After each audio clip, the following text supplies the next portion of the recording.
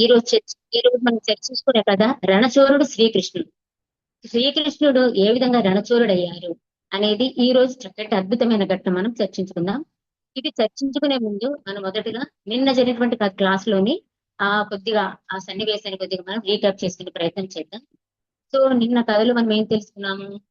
ఈ ముచ్చుకుందుడు చక్కటి పరాక్రమవంతుడు. ఆయన మాంధాత దేశం యొక్క రాజు, ఇక్ష్వాకు వంశస్థుడు.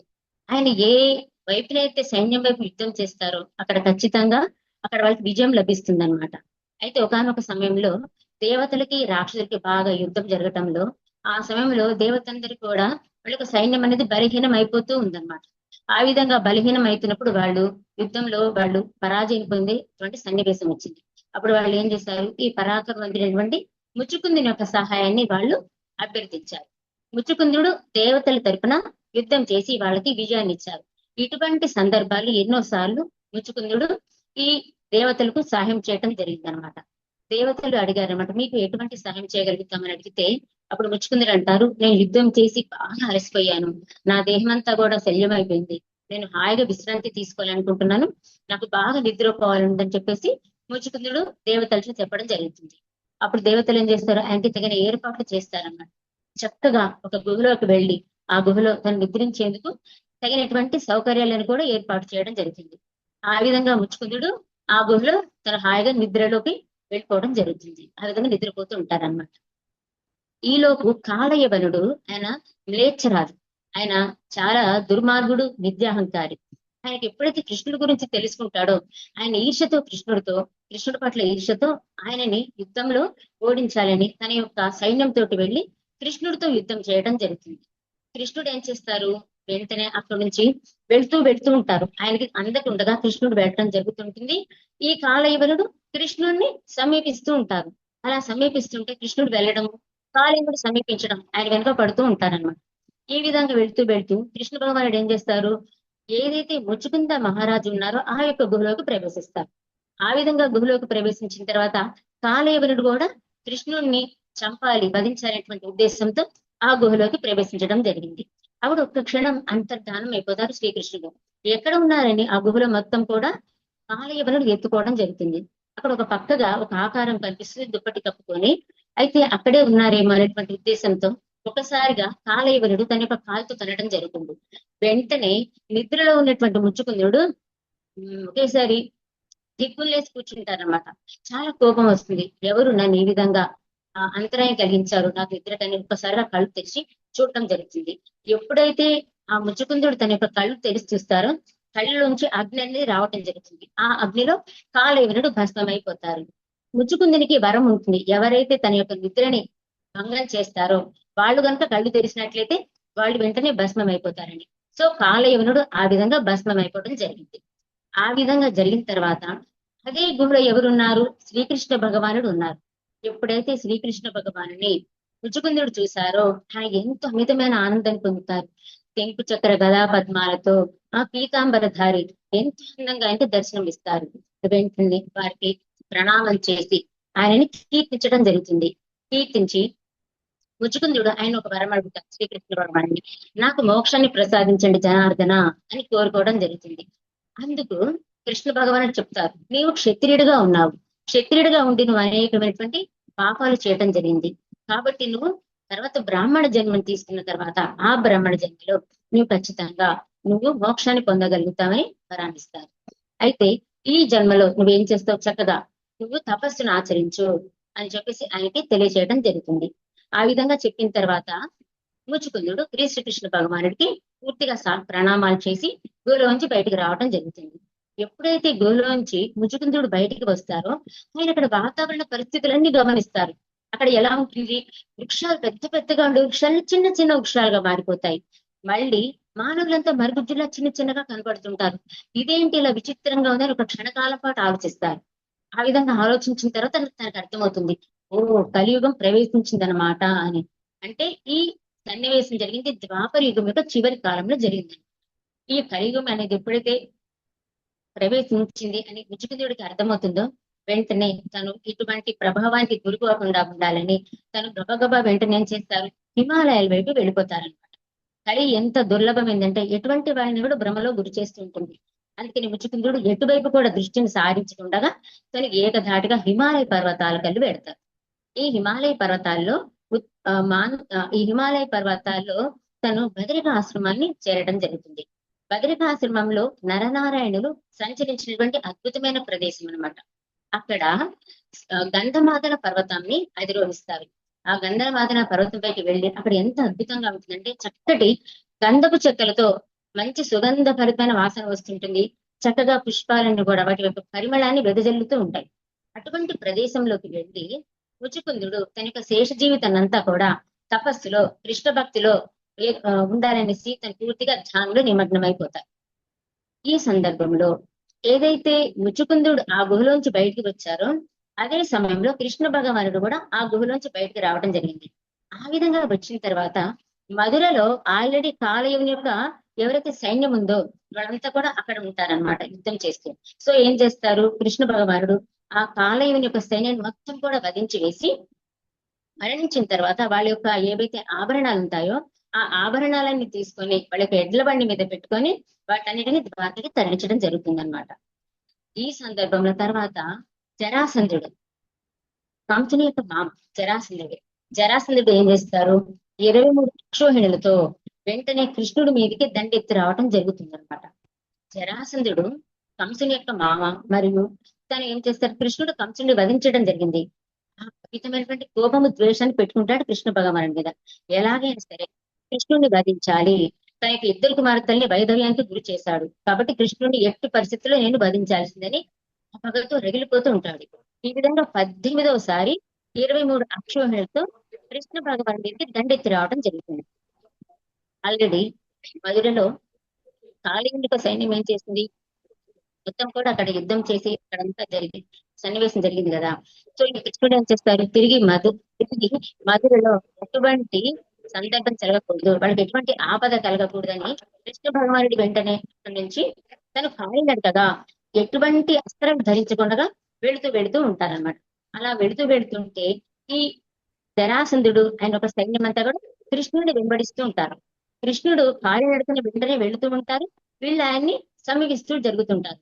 అసలు కృష్ణ భగవానుడు పట్టుకోవడం ఎవరి తరం, ఆయన సర్వకారణ కారణుడు, సకల సృష్టికర్త. ఆయన కేవలం భక్తికి ప్రేమకి మాత్రమే లొంగుతారు కానీ ఎట్టి పరిస్థితుల్లో ఎవరికి కూడా లేదన్నమాట. సో ఆ విధంగా కృష్ణ భగవానుడు వెళుతూ ఉంటే ఈ జరాసంధుడి యొక్క సైన్యం అంతా కూడా ఆయన్ని సమీపిస్తూ రావడం జరుగుతుంటుంది అనమాట. ఎప్పుడైతే ఆ విధంగా రావడంతో కృష్ణ భగవానుడు ఏం చేస్తారు, పరిగెడుతూనే ఉంటారు, వీళ్ళు సమీపిస్తుంటారు.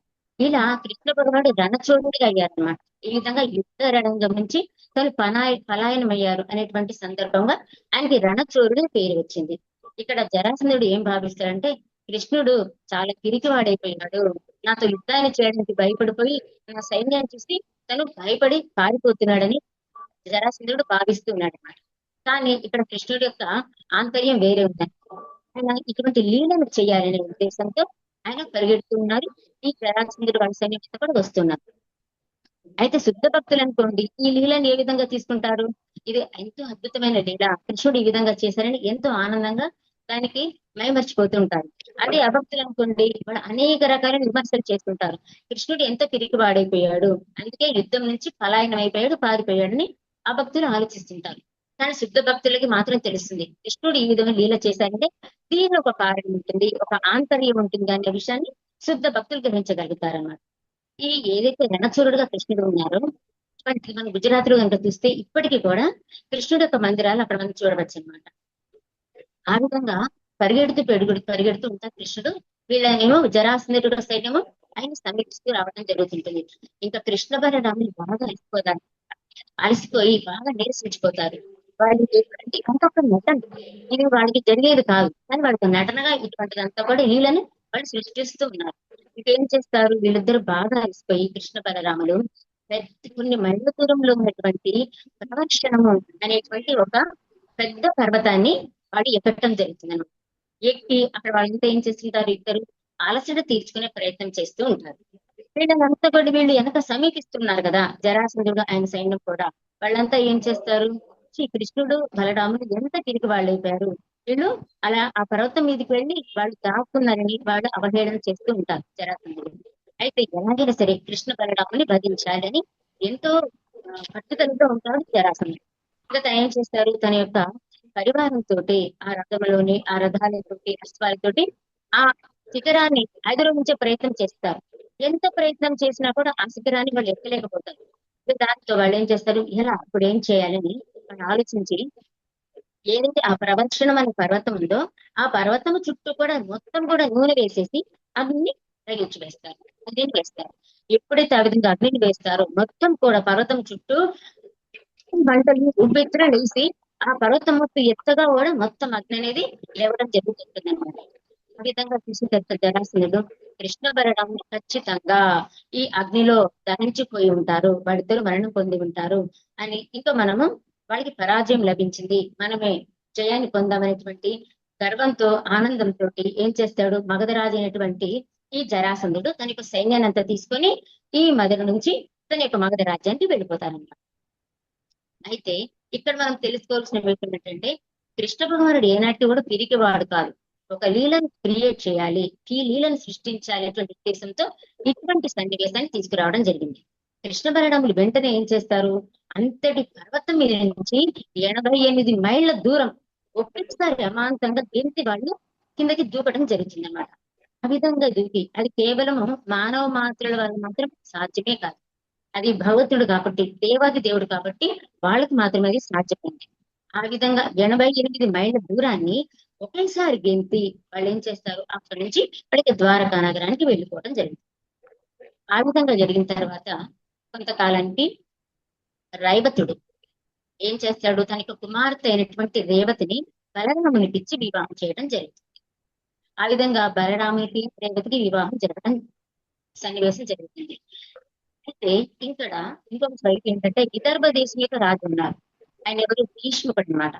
ఆయన చాలా సత్ప్రవర్తన కలిగినటువంటి వాడు, ధర్మాత్ముడు, శుద్ధ భక్తుడు. ఆయనకి 4 కుమారులు, ఒక కుమార్తె ఉంటారు. వాళ్ళలో పెద్ద కుమారుడు రుక్మి. ఈ 4 కుమారుల తర్వాత ఒకే ఒక కుమార్తె జన్మిస్తుంది. ఆమె ఎవరంటే రుక్మిణి. ఎంతో సత్ప్రవర్తన కలిగినటువంటిది, పుణ్యశీలి, చాలా సౌందర్యవతి, ఎన్నో సద్గుణాలు కలిగినటువంటి ఒక కన్య అన్నమాట. ఎప్పుడైతే ఈ విదర్భ దేశంని భీష్మకుడు పరిపాలిస్తున్నప్పుడు చాలా మంది కూడా ఆ రాజప్రసాదంలోకి నారద మహర్షి మళ్ళీ గొప్ప గొప్ప మహర్షులు కూడా ఆ రాజప్రసాదానికి వస్తూ ఉండేవాళ్ళు. వచ్చినప్పుడల్లా వాళ్ళు ఏం చేసేవాళ్ళు, అన్ని అక్కడ చుట్టుపక్కల రాజ్యాల్లో జరిగినటువంటి విషయాలను కూడా ఈ విదర్భ రాజు అయినటువంటి భీష్ముడికి తెలియజేస్తూ ఉండేవాళ్ళు. అదే సందర్భంలో కృష్ణ భగవానుడి యొక్క లీలలు, ఆయన యొక్క శౌర్యము, ఆయన యొక్క గుణములు అన్ని కూడా ఇక్కడ నారద మహర్షి ఇంకా ఇతర మహర్షులంతా కూడా ఏం చేసేవాళ్ళు, అక్కడ ఈ భీష్మకుడికి తెలియచేస్తూ ఉండేవాళ్ళు. అది అంతా కూడా రుక్మిణి అవన్నీ కూడా వినడం జరుగుతుంది. ఎప్పుడైతే కృష్ణుని యొక్క లీలలు, ఆయన యొక్క సౌందర్యము, ఆయన యొక్క శౌర్యము ఇవన్నీ వినడం ప్రతిరోజు శ్రవణం చేస్తూ అదే ఆలాపనగా తన మనసులోనే స్మరిస్తూ స్మరిస్తూ తనకు తెలియకుండగానే కృష్ణ భగవానుడితో తను ప్రేమలో పడిపోతుంది. ఇంకా తనకి ఎలా భావిస్తుందంటే కృష్ణుడు తప్ప నా యొక్క భర్తగా ఇంకెవరింటి కూడా నేను పిలుచుకోలేను, నా సర్వము కృష్ణుడే అనేటువంటి స్థాయిలోకి ఆమె కృష్ణుని ప్రేమించడం జరుగుతుంది. అయితే వీళ్ళ యొక్క అన్నగారైనటువంటి రుక్మి తను అంత ఆ చెడు సాహిత్యాన్ని తీసుకుంటాడు. చెడు సాంగత్యాన్ని తీసుకోవడంతో ఆయన యొక్క లక్షణాలని కూడా దుర్మార్గపు లక్షణాలుగా తయారైపోతాయి. ఆయన స్వభావం పూర్తిగా కూడా దుర్మార్గంగా తయారైపోతుంది. ఆయన యొక్క స్నేహితులు ఎవరు, శిశుపాలుడు, ఇంకా అనేక మంది దుర్మార్గులు అనమాట. ఆయనకేమో ఆయన రుక్మికి ఆమె ఆ రుక్మికి ఈ రుక్మిణిని ఆ శిశుపాలుడికి ఇచ్చి వివాహం చేయాలని బాగా నిశ్చయించుకోవడం జరుగుతుంది. కానీ శిశుపాలుని వివాహం చేసుకోవడం రుక్మిణికి ఏ మాత్రం ఇష్టం లేదు. అంతేకాకుండా భీష్మకుడు కూడా రుక్మిణిని కృష్ణ భగవానుడికి, కృష్ణుడికి మాత్రమే ఇచ్చి వివాహం చేయాలని తను ఎంతో ఉత్సాహాన్ని కలిగి ఉంటారు. కానీ ఇక్కడ శిశుపాలుడికి ఇచ్చి వివాహం చేయాలని రుక్మి ఎంతో పట్టుదలగా ఉండి శిశుపాలుడితో వివాహం చేయాలని లగ్నాన్ని నిశ్చయిస్తారు, వివాహ లగ్నాన్ని నిశ్చయిస్తారు. ఇంకా రుక్మిణి ఎంతో బాధతో ఇంక నేనేం చేయాలి, నేను కృష్ణుడు తప్ప అన్యదా ఇంకెవరిని కూడా నా భర్తగా భావించలేను, ఇప్పుడు నేనేం చేయాలని పరిపరి విధాలు ఆలోచించి దుఃఖిస్తూ ఇంకా దీనికి సరైన పరిష్కారం ఒక్కటే, నేను ఏ విధంగా అయినా సరే కృష్ణుడికి ఈ విషయాన్ని నేను తెలియపరచాలి అని ఏం చేస్తుంది, అదే రాజ్యంలో ఉన్నటువంటి ఒక శుద్ధ వైష్ణవుడు అనమాట. సద్బ్రాహ్మణుడు, ఒక బ్రాహ్మణుడిని తను పిలవటం జరిగింది.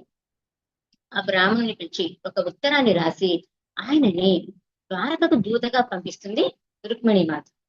ఎప్పుడైతే ఆ వైష్ణవుడు శుద్ధ భక్తుడు బ్రాహ్మణోత్తముడు ఆ ద్వారకలోకి ప్రవేశించిన తర్వాత ద్వారపాలకులు ఆయన ప్రశ్నిస్తారు. ఎవరు మీరు, ఎక్కడి నుంచి వచ్చారని అడుగుతారు. అయితే నేను ఫలానా ప్రదేశం నుంచి వచ్చాను, నేను ఫలానా వ్యక్తిని, నేను కృష్ణుడిని దర్శనం చేసుకోవడానికి వచ్చాను అని చెప్పేసి చెప్పడం జరుగుతుంది. అప్పుడు ద్వారపాలకులు ఏం చేస్తారు, వాళ్ళంతా కూడా వెళ్ళి కృష్ణుడికి ఇదే విషయాన్ని విన్నవిస్తారు. వెంటనే కృష్ణ భగవానుడు ఆగమేఘాల మీదుగా ఎంతో ఆనందంతో ఆ బ్రాహ్మణోత్తముల దగ్గరికి వచ్చి ఆ బ్రాహ్మణుణ్ణి సాదరంగా ఆహ్వానించి లోపలికి తీసుకువెళ్లి తన యొక్క బంగారు సింహాసనం మీద ఆ బ్రాహ్మణుని కూర్చోపెట్టి ఆయనకి అర్ఘ్యపాద్యతలతో చక్కగా పూజాది కార్యక్రమాలు చేసి ఆయనకి ప్రణామాలు చేసి ఆయన యొక్క ఆ ఆయన యొక్క దర్శన భాగ్యానికి ఎంతో ఆనందిస్తారనమాట. ఆ విధంగా బ్రాహ్మణోత్తముని అర్చించిన తర్వాత ఆ రాత్రి పూర్తిగా స్నానానంతరం భోజనాది కార్యక్రమాలు అయిన తర్వాత అదే బ్రాహ్మణి యొక్క కాళ్ళని మర్దన చేస్తూ కృష్ణ భగవానుడు, ఓ బ్రాహ్మణోత్తమ, మీ యొక్క రాజ్యంలో బ్రాహ్మణులకి ఏ విధంగా ధర్మానుష్ఠానం చేసుకోవడానికి సరైన పరిస్థితులు మీకు అక్కడ కలిగి ఉన్నాయా, వాళ్ళ అన్ని రకాల వర్ణాల వాళ్ళ యొక్క స్వధర్మాన్ని నిర్వర్తించగలుగుతున్నారా అని అన్ని రకాల కుశల ప్రశ్నలు వేసి వాటి యొక్క సమాధానాన్ని బ్రాహ్మణోత్తం నుంచి తీసుకోవడం జరిగిందనమాట. ఇంకా కృష్ణ భగవానుడికి ఈయన ఏదో ఒక నిమిత్తంగా నా దగ్గరికి వచ్చారు, అది ఏంటో తెలుసుకోవాలని ఆ బ్రాహ్మణోత్తముని ప్రశ్నిస్తారు. మీరు ఏ కార్య నిమిత్తమై నా దగ్గరికి వచ్చారు అని చెప్పేసి బ్రాహ్మణుని ప్రశ్నించగా ఆ బ్రాహ్మణుడు చెప్తారు, అయ్యా నేను రుక్మిణి మాత యొక్క సందేశాన్ని తీసుకొని ఆ భీష్ముని యొక్క కుమార్తె యొక్క సందేశాన్ని తీసుకొని మీ వద్దకు వచ్చాను అని తన దగ్గర ఉన్నటువంటి ఉత్తరాన్ని తీసి కృష్ణ భగవానుడికి ఇస్తారు.